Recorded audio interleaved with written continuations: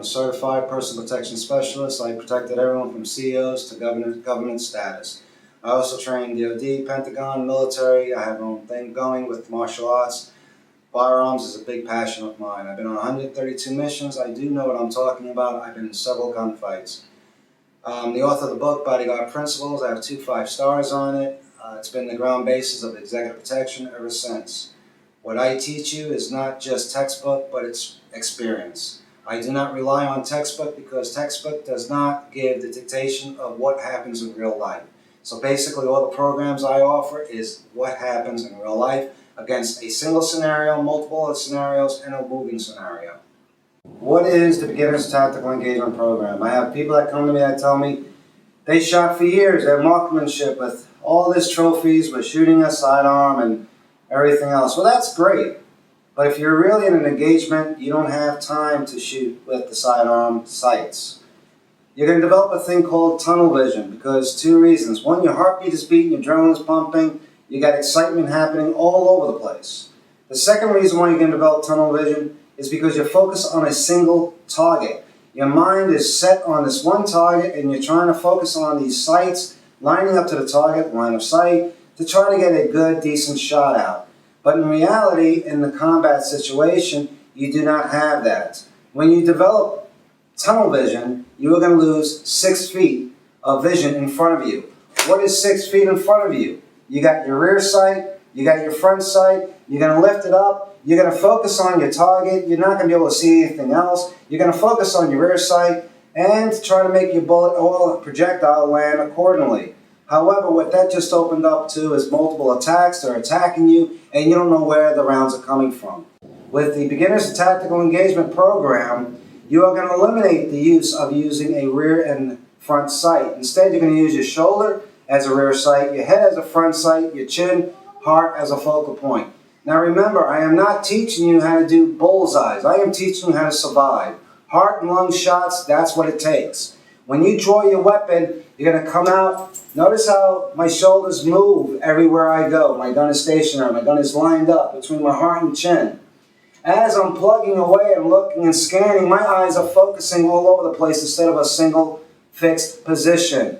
If it's focused on a single fixed position, I now lost what was going on around me by getting more gunfire at me. And my eyes will turn into tunnel vision because now the heat of the moment of the gunfight. As I come up, notice how what I'm doing, I'm moving, I can take my plug rounds wherever I go. As long as my shoulders are lined up with my target and my head, I will always hit center mass, which is heart and lung. Beginners to defense programs, tactical engagement also requires everybody to know their sidearm. At the first step of this program, you will have to take apart your sidearm. I need to check it. There are some attention parts, very critical, that has to be cleaned in your sidearm, as we demonstrated earlier or within this video. The second thing what we're going to focus on is basically the rules of the range. Now, when people say the rules of the range don't apply outside, they are sadly mistaken. When I say fingers off trigger, I mean fingers off trigger, rest on the sidewalls. I do not mean put your fingers on a trigger. Now, what happens at night in your house, somebody comes in and you're not sure what's going on, it's dark, and you have this finger on the trigger and you're thinking, I know where my family is, but then you didn't remember there's a dog and everything else you have in your house. You're walking and something just moved, but that just caught your attention. And in the heat of the moment, by being excited, you turned around and just shot somebody innocently and not the bad guy that entered your house. How would you feel about that now? So we enforce fingers on the sidewalls. You're coming across, if you feel the threat, it's not that much time. Your finger could immediately go right into the trigger to do the discharge of your sidearm. So when I talk about rules on a range, the rules not only apply to the range, it applies to your safety and the safety of others within your house or means. The other 2 safety rules that we require is gun ready position. Gun ready position is always a 45 degree down. Notice how my finger's off the trigger. I never put my finger on the trigger until I know I'm going to discharge this sidearm. So ready position is always down. We have another position that you need to know. It's called safety circle. Safety circle is directly from your heart. Notice how my gun is at a 30-degree down. It's between my feet. It's not angled or aimed at my foot. Safety circle allows me to walk in a close confined area if I have to go between the couch, between anybody, between a tree line, and this here will then rub against the couch, rub against the tree line. If I have people in front of me, it'll hit my people. Here I could squeeze through anything, and if I need to discharge my sidearm, this goes into the effect of the shoulders and head.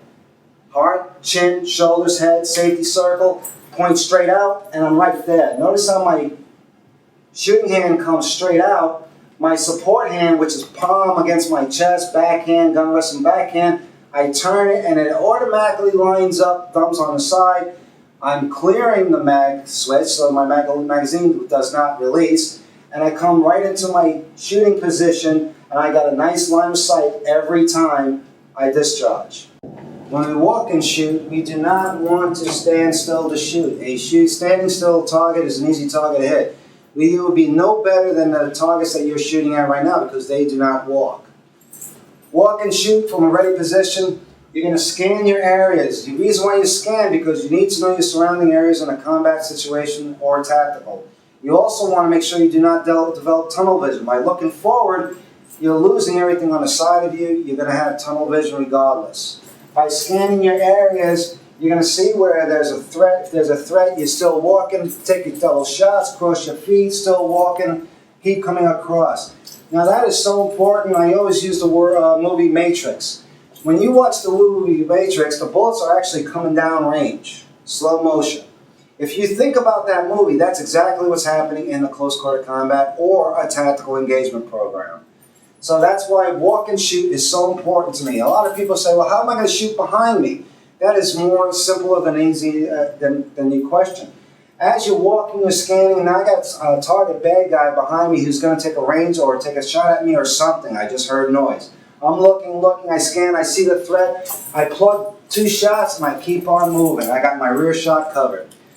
Again, the Beginner's Tactical Engagement Program is geared for tactical engagements. It is not geared to teach you NRA marksmanship and grouping them down to size. Heart and lungs takes out the problem. Prone position and kneeling position. Let's hit with the kneeling position first. A lot of people are like, well, why would I have to shoot on my knees?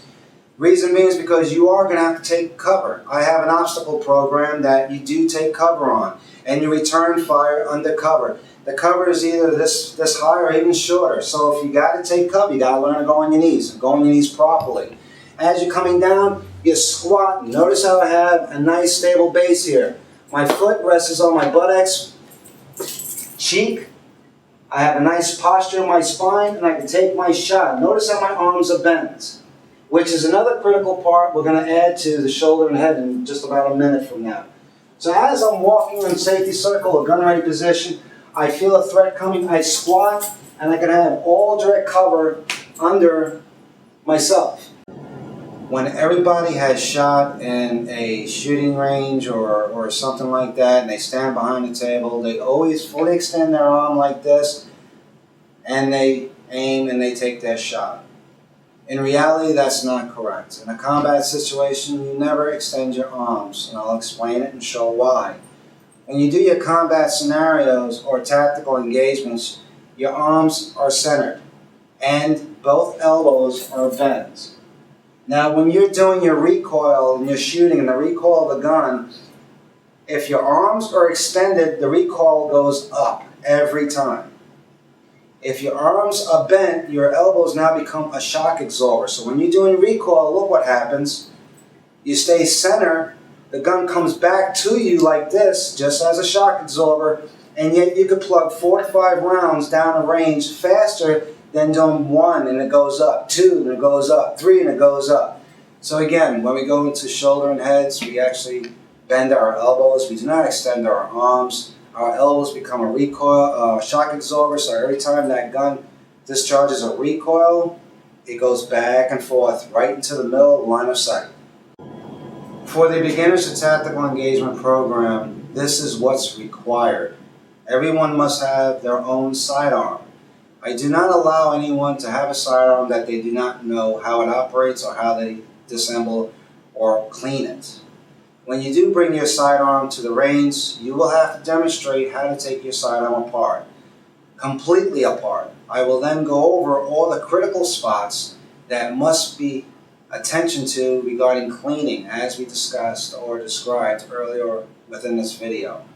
The second thing is you will need either two things: a driver's license or preferably a concealed weapons license. Now when you have either or, I will be taking those numbers down. The certificates that you get upon completing this program have serial numbers. Those serial numbers will match and line up with either your driver's license or concealed weapons license. The reason being is because if I am called to court later in the future because you've done something that I trained you in, I am called to defend you.